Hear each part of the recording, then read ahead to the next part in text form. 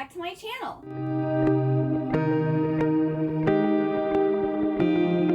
So today I'm going to be doing my July TBR, which will also include my Summerween TBR. So I'm going to break this video up into several parts. I'm going to first talk about the books that are going to be carrying over from last month. I'm going to talk about all the books that I'm reading for book clubs. Then I'm going to talk about my Summerween TBR. I'm going to draw one shelf to choose one book from, and then I'm going to talk about like all the other books that I would like to read. I do have a lot of books I'm planning to read this month, and part of that reason is because I have a 4-day weekend for July 4th, and my husband and I are also taking off the entire second week of July for our wedding anniversary. So hopefully I will have more time to read and I can tackle this TBR. So let's start with the carryovers. Sadly, Legend by Marie Lu is still carrying over. I think I had this originally on my April TBR and I still haven't gotten to it, and I'm kind of ashamed. Maybe today is Sunday, June 25th, so I might still be able to fit this in, but I am currently in the middle of 3 other books, so I don't know. But I would like to get this finished before July, but if not, it's gonna hopefully for sure get read in July. Then I also sadly haven't been able to get to Enshadowed, which is the second book of the Nevermore trilogy. This is one of my favorite series ever, and I'm doing a reread of it, and I sadly did not get to this one either. And then the next 4 books were books that my bestie Jennifer picked for my June TBR. So that was Anna Maria and the Fox by Liana De La Rosa, Need by Carrie Jones, Cake Eater by Allison Dolan, which I was sad about because I kind of really wanted to read this one. And then After Alice by Gregory Maguire. This I had previously started in the past. It was a DNF for then, so I kind of would really like to get to this one too, maybe before June is over, but I don't think I'm going to have the time. Hopefully I'll for sure read this one in July since I'm almost halfway through it anyway. Now for all of the book club reads that I'm planning to participate in. So the first book club is Happily Ever Afters, which is my book club that I host over on the Discord channel. So if you're interested in reading this book and you'd like to join, I will have a link down to the Discord channel down below. But that is going to be Divine Rivals by Rebecca Ross. So I have this beautiful Fairy Loot edition, and I also have the Book of the Month edition, and I will be reading the Book of the Month edition. And this is about, I think it's 2 journalists who are kind of like rivals to lovers, and it's set, I believe, during World War I, and they like are writing letters to each other, but they don't realize that they're writing to each other, and there's also kind of like this war between like these gods. And it just sounds really interesting. I know some people have already been reading this and people have been loving it. So I'm hoping it's amazing, and so if you're looking forward to reading this too, you have a copy and or it sounds interesting, come on over and join in to read this one. And then for Jan Agatan's Full Moon Book Club, we are reading The Whispering Dark, and I ordered the book from Illumicrate, but it hasn't arrived yet, so I'm hoping it arrives in time to read it in July. But I believe this is kind of like a dark academia ghost story. It's like a YA book. I don't know much about it, but it sounded interesting when Jan was talking about it, so I was like, okay, I'll read that one. I'll give it a try. And then Illumicrate, I think it was in their October 2022 boxes, had this as like the special book, and they had leftover boxes, so I ordered one, and like the cover's like really, really pretty, and I'm excited for it, so I hope I like it since I bought the special edition of it. But yeah, I'm looking forward to reading this one, even though I don't remember really what it was about. And then for Olivia Reads the Lattes, the Cozy Cafe Book Club, we're reading The Serpent and the Wings of Night. This is on KU, so I'm going to be reading this one on my Kindle. And everyone's been talking about it. Everyone's been going on about how amazing it is. It's, I think, vampires and like Hunger Games meshed together. And like people are ranting and raving about the series. This is the first book, and then there's like a little novella that goes between the first book and the second book, and then the second book. And I think it's like a duology but like it's a duology set in like this whole like series type of thing. Super excited for this one because everyone's been talking about how good it is. So I'm hoping I like it, especially since it has vampires. Generally, if it has vampires, I love it. So my hope is that I love this one too. And then for Mel's Citadel Book Club, we're reading Yellowface by R.F. Kuang. I ordered the special fairy loot for this, but it's not going to be here until like, I think fall time. So I went and purchased the Kindle book today too, because Libby has like an 8-week wait for it. So I didn't want to like maybe not get it in time. Everyone's also been talking about Yellowface because this is R.F. Kuang's most recent release, and it is about this girl named June who steals, I guess, a literary rival's manuscript after she dies and changes it and passes it off as her own and kind of has it like ambiguous about like what race the person is. And like there's this whole thing about the publishing industry and like racism and different stuff like that. And so everyone's been talking about how good it is and how like shocking, like if this is really how the publishing industry is, like there's a problem with this. So I'm looking forward to reading that one too. That's all the book clubs. So that's 4 books right there for book clubs. And so now we're at Summerween, which is a readathon that is taking place from July 7th through July 13th. And this is by Olivia Reads a Latte and Gabby Reads. So they host this, I believe, every summer. And so there are 5 prompts for this readathon.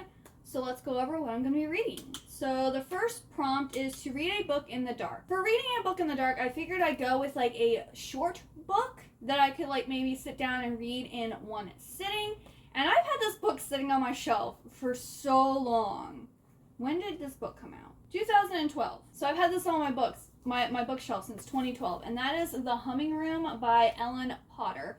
And this apparently is supposed to be inspired by The Secret Garden, which I decided to reread The Secret Garden in June, and so I thought it was the perfect time to now read a book that was inspired by it. But this says, hiding is Rue Fanshaw's special skill. Living in a frighteningly unstable family, she often needs to disappear at a moment's notice. When her parents are murdered, it's her special hiding place under the trailer that saves her life. As it turns out, Rue, much to her surprise, has a wealthy, if eccentric, uncle who has agreed to take her into his home on Cough Rock Island. Once a tuberculosis sanitarium for children of the rich, this strange house is teeming with ghost stories and secrets. Rue doesn't believe in ghosts or fairy tales, but what are those eerie noises she keeps hearing? And who is that strange wild boy who lives on the river? People are lying to her, and Rue becomes determined to find the truth. Despite the best efforts of her uncle's assistants, Rue discovers the house's hidden room, a garden with a tragic secret, a secret that must never be known. So this is a middle grade story, and it's like 200 pages long. And of course, it's big font and everything. So I'm hoping to read this one night of the readathon to get this read, and I hope it's good. The second prompt is to read a thriller, and so I'm finally going to be getting to A Good Girl's Guide to Murder. Everyone like rants and raves about this book series, and I haven't gotten on the hype train yet. But I figured it was the perfect time. I've had it on my Kindle for like, I think a year or something now. And now's the time to finally read it. So I'm going to be reading this. And this is about Pippa, who has a school project. And she decides to solve like this murder mystery at her school, if I remember correctly. And everyone talks about how good it is. So I'm really looking forward to reading this one. I hope I like it as much as everybody else does. The third prompt is to read a book that takes place in the fall. And I actually went and Googled books that take place in the fall. And I decided to go with Truly Devious because this is another book series that everyone talks about how good it is. And it's also been on my Kindle for a while now, so I kind of need to get to it. This is another, I think, where the girl is solving a mystery. I think it's another, maybe she goes to a private school or private academy and ends up trying to solve a murder or something like that. So I feel it's very similar to A Good Girl's Guide to Murder. I hope they're not too similar since I'm going to be reading them in the same week. This is another one I've heard so many good things about, and I've just needed to hop on the bandwagon. And I'm working on getting to those books that I've been having sitting around for a while. The fourth prompt is to read a book with orange or black on the cover. So since it is summer, and the week of Summerween I will also be on vacation. I figured I would pick a like vacay style book. So while it's not really a Halloween themed or, you know, thriller type themed book, I am finally going to get To People We Meet on Vacation by Emily Henry. This is the only Emily Henry book I haven't read yet, and this is going to be her last chance.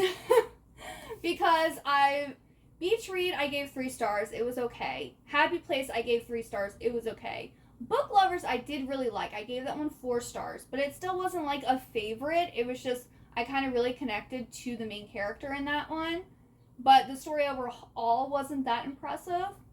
And so if People We Meet on Vacation gets 3 stars also, I won't be reading any more Emily Henry. This is her last chance, because to me, her books are kind of just mediocre. But this is about Poppy and Alex, who are best friends, and every summer they go on a trip together, and this is their last chance to fall in love. So I believe it's like a, you know, friends to lovers type story, which I generally really like those, so I might enjoy this one. I'm hoping I like this one. If this one gets 4 stars, I'll be happy. We'll see what happens. Let me know if you've read this one and if you like it, or if you're an Emily Henry fan, or if you're kind of like me where you've liked one of her books and the others are just kind of mediocre. Let me know. I'm interested to know, because most people just rave about her and I'm not getting the hype, you know? A lot of people who rave about her don't like Book Lovers, but that's the one that I really like. At least of the booktubers I watch. And then the 5th and final prompt is to read a manga, graphic novel, or novella. So for that, I'm going to be reading Beauty and the Beast of Paradise Lost by Kariyuki. So this here is a Beauty and the Beast retelling. Kariyuki does very pretty, kind of like, I want to say like gothic monster stories. Or like, she has like demons in a lot of her stuff. Or like angels. Like, she just has a lot of like supernatural creatures, and they're all in like this beautiful like Victorian Gothic style artwork, and I absolutely love her. I will for sure be reading the first book for Summerween. The other ones I'm gonna read in July. I just don't know if I'm gonna actually read them during Summerween. But I will be doing a reading vlog for Summerween. So I hope I can get all these read. That way I can talk about the entire series in the reading vlog. To be more specific, it says, young and rambunctious Belle insists on going out to play in the Forbidden Woods, but her adventurous streak abruptly ends when her mother is spirited away by a beast known to kidnap beautiful women. Twisted by the loss of his wife, Belle's father keeps his daughter and her unusual violet hair locked away in an effort to protect her from prying eyes. Years later, news of the beast's reappearance coaxes Belle back to the woods where it all began, but her desperate search for the truth may be more perilous than she could have ever imagined. I'm looking forward to reading this one. Pull the shelf that I'm going to pick something from. Let's see here. I really don't want to get at my sci-fi shelf again. Okay, number 15. I believe this is my very last shelf down here. I'm going to have to move stuff around. This down here is shelf 15. So let's see. What do we got down here? I know I've heard The Bodyguard's really good. That's a heist one. We have all this here. I kind of been wanting to read that one.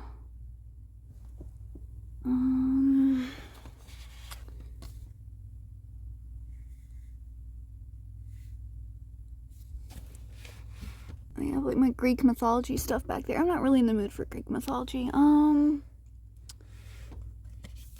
do I want to read? You know what? We're going to go with The Keeper of Night. That's what we're going to go with. Alright, so the book that I picked off of shelf 15 is The Keeper of Night by Kylie Lee Baker. And this is about a half British Reaper and a half Japanese Shinigami named Ren. And she's been collecting souls in the London streets for centuries, and she's expected to obey the harsh hierarchy of the Reapers, who despise her due to her mysterious mother and even more mysterious Shinigami powers. Ren conceals her emotions and avoids her tormentors as best she can. When her failure to control her developing Shinigami abilities drives Ren out of London, she flees to Japan in search of the acceptance she's never gotten from her fellow Reapers. Accompanied by her younger brother, the only being on Earth to care for her, Ren enters Yomi, the Japanese underworld, to serve the goddess of death, only to learn that here too she must prove herself worthy. Determined to earn respect, Ren accepts an impossible task: find and eliminate 3 dangerous yokai demons, with help from only her brother and a new ally who might be less than trustworthy. Ren will learn how far she'll go to claim her place at Death's side. I've been wanting to read this one for a while, and I've heard good things about it, so I'm hoping I really like this one. And this is the first in a duology, and I also have the second book. Alright, and so then the final book that I plan to read is The Heart of Betrayal by Mary E. Pearson. This is the second book in the Remnant Chronicles. I read the first book in May, and Fairy Loot is doing a special edition pre-order of this on July 24th. The first book was average, so I want to read the second book, and if I enjoy the second book more, then I want to get that series. If this one is also just like a 3-star blah series, then I'm not going to spend the money on that special edition. So I definitely need to get this read before July 24th, so this will for sure be read in July, because I need to make a decision about that large purchase. The Remnant Chronicles is about a princess who is betrothed to marry this prince of another country, and she doesn't want to marry him, so she runs off with her handmaiden to this little town and works at this inn. And we have these 2 guys that show up in town. One is the prince and one is the assassin. But we, the reader, and the princess does not know who they are. Like, she has no idea that they're the prince and the assassin. We know they're the prince and the assassin. We just don't know which one is which. So it's kind of like a romance story, but also like a mystery to figure out who is who. And I will say I was shocked, but I wasn't the shocked where it was like, oh, okay, now thinking back, that makes sense. It was more like, that doesn't make any sense at all, who the person is. Like, I don't see it. So I was like shocked, disappointed, then shocked as a, aha, I understand now. But yeah, I'm hoping it does get better, because these are also very pretty books, and they are like the perfect floppy, like, it's so satisfying.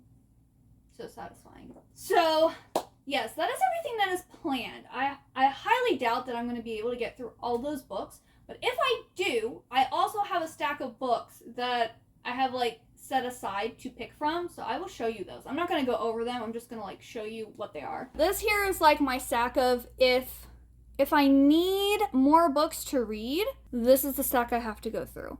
Because this is the only A.J. Howard book I haven't read yet. That is on my 23 books to read in 2023. So is that one, and that one, and that one, and The Stars Above one. And then Oblivion is the last book in the reread I'm doing. That's the last book in a series. And that's the last book in a series. So that is like my additional priority TBR. So yeah, that is everything. I will say, I haven't been able to, I didn't read as much in June because I think I'm still in a reading slump, and I think that's due to the fact I don't want to say seasonal depression, but in the summer, I just feel very blah, and I just feel really unmotivated, and like, just kind of gross. So, I mean, it might be seasonal depression. So I just, like, I want to read, but I don't know really what I want to read. And then when I am reading, I just feel like I keep on getting distracted because I can't focus, which is kind of really disappointing. Because usually I'm like, read. And I'm just like, not feeling it. Like, even like watching things, I'm kind of like, nah. The only thing I've really like fully enjoyed watching was The Goldbergs, which is my favorite show. I've been rewatching that. And also, you know, some booktube videos. But for the most part, I've just been feeling very meh. So I'm hoping I get over this. It could also be, you know, it's time for me to have a vacation. I haven't had like a week off since March. And I do kind of get burnt out a lot, even though I only work 40 hours a week. So it's not like I even like have, you know, a really super stressful job or anything like that. Yeah, so I'm hoping July is better, that I get out of this meh phase and, you know, get more excited about things again. What are you guys? Are you more of like fall, winter, or are you more spring, summer? Because I know most people get depression in like winter time, where I'm like alive in winter. I'm like, yes, this is the time. I'm all cozy in like my sweatshirts and my sweaters, and like, you know, having the fireplace crackling noises in the background, and like Christmas is coming and Thanksgiving, and you know, like it's just so exciting. I feel like everything like fun happens in the fall winter time. But yeah, which are you? Or are you happy all year round? Let me know what books that you're planning to read in July. Also, if you make TBR videos, link down below. TBR videos are some of my favorite to watch. TBRs and hauls. I love those videos. I eat them up.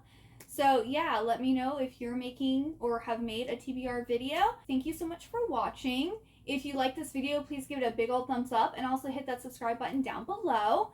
If you got all the way to the end, please leave me the orange heart emoji. Since this is the heart of betrayal and it's orange, leave me the orange heart emoji.